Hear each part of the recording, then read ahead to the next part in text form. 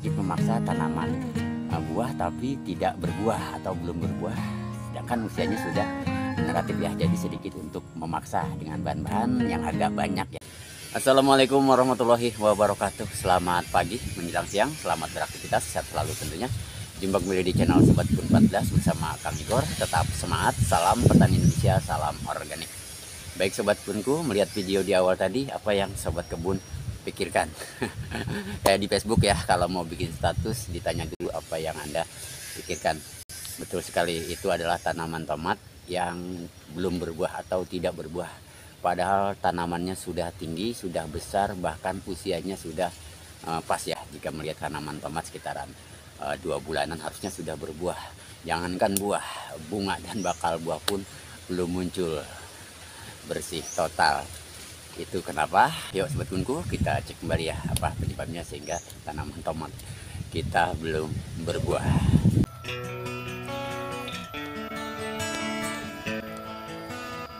Nah inilah Sobat Kebunku, tanaman tomatnya usianya sekitar 2 bulan, harusnya sudah berbuah nih.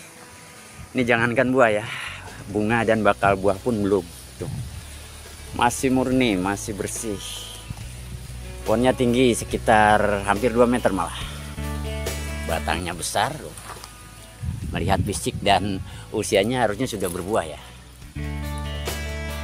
Cabang-cabangnya. Kemudian cabang yang ini patah nih. Karena mungkin terlalu tinggi, ini patah tuh. Tapi saya biarkan karena kambiumnya masih nempel tuh.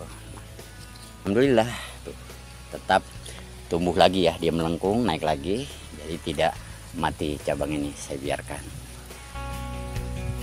Banyak faktor ya yang menyebabkan tanaman tidak berbuah ya di usia generatif. Pertama, kurang nutrisi, baik itu boron, kalium, kalsium, magnesium, zat besi juga, mangan, pokoknya hara mikro ya. Atau kelebihan unsur N, nitrogen, jadi dia terfokus ke daun dan batang.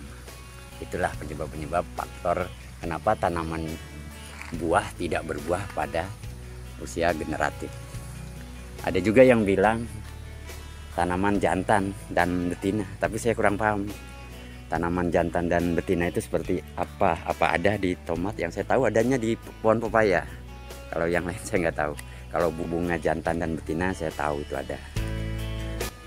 Oke Sobat Kebunku, kita lanjut ya ke tanaman tomat tetangganya. Padahal ini sudah di booster juga sama saudaranya. Yuk. Nah ini dia.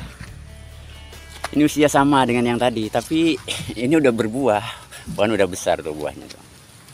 Pembuahan pertama. Sama di booster juga, tapi ini tidak bandel, dia langsung berbuah. Kalau yang tadi di booster juga tetap aja tidak berbuah. Ya, sebab-sebabnya tadi saya sudah jelaskan ya. Ini pembuahan pertama, alhamdulillah.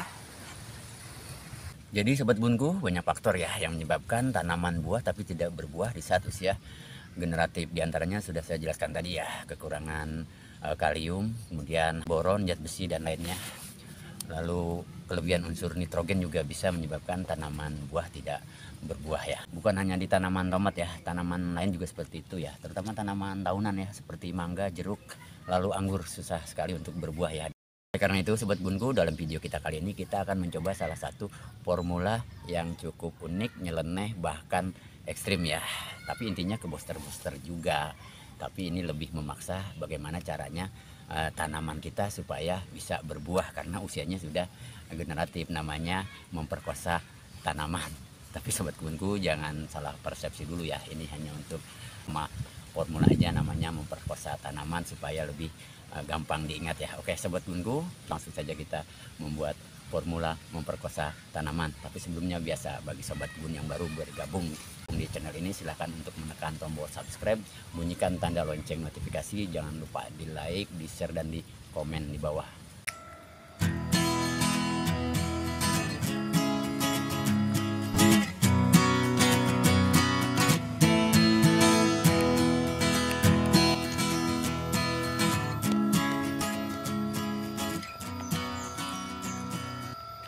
Baik Sobat Kebunku, langsung saja kita mulai untuk pembuatan salah satu formula atau booster untuk pembuahan. Jadi sedikit memaksa tanaman buah supaya berbuah. Pokoknya tanaman yang sulit berbuah tapi usianya sudah generatif ya boleh dicoba dengan resep ini ya.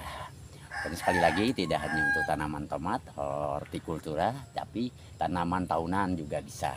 Hanya cara pengaplikasiannya mungkin beda ya. Dengan bahan-bahan yang pertama, nih susu. Ini biasa ya, jika membuat booster kita menggunakan susu karena mengandung banyak kalsium ya. Kemudian telur. Nah, bebas nih telurnya ya. Ini kita gunakan kuningnya saja atau semuanya boleh. Kemudian Yakult nih. Ini bisa diganti dengan EM atau efektif mikroorganisme yang ada di toko pertanian ya. Nih, Yakult. Kemudian madu. Madu cukup bagus dijadikan booster. Lalu nih favorit Pocari Sweat. Nah, ini padahal bagus sekali untuk dikonsumsi ya. Saya aja jarang minum ini. Tapi untuk pupuk ya kita harus mau lah. Pocari Sweat. Nah, bahan yang kelima berarti sekarang ya. Bahan yang keenam. Ini bisa diganti dengan air kelapa ya. Lalu bahan yang keenam ekoenzim. Ini bisa diganti dengan buah atau kulit buah.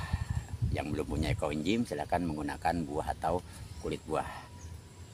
Lalu terakhir bahan yang ketujuh ini micin atau MSG. Yang tidak punya micin silahkan menggunakan kecap atau asam amino.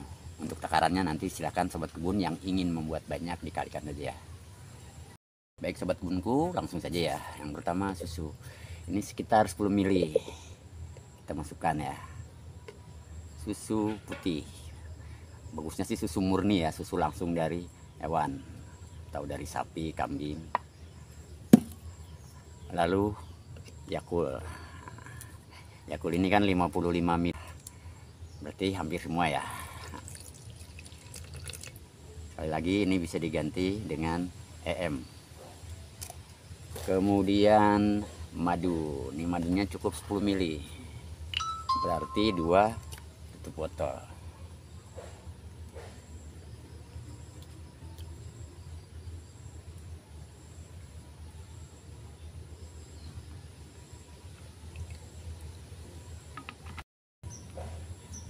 Kemudian telur. Ini kita gunakan semua saja ya.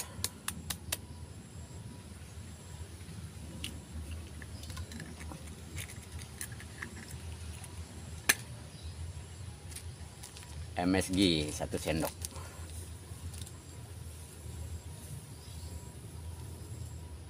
Ya, cukup. Kemudian Pocari Sweat. Ini kan 200 ml ya, kira-kira 200 ml. Kita gunakan 100 ml.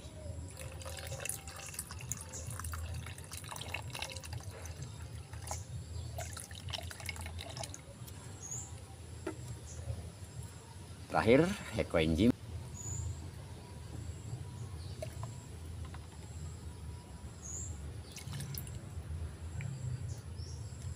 Selesai, tinggal diaduk ya.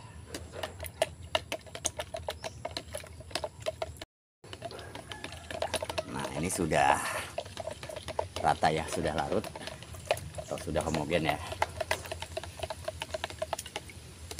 Langkah terakhir kita masukkan ke dalam botol. Ini botol air mineral. Ini sebetulnya bisa langsung diaplikasikan ya. Tapi karena kita menggunakan bakteri dan mikroba dari Yakult dan ekoenzim, berarti kita beri kesempatan dulu untuk mereka bekerja ya, mengurai bahan organik yang ada di dalam botol ini ya.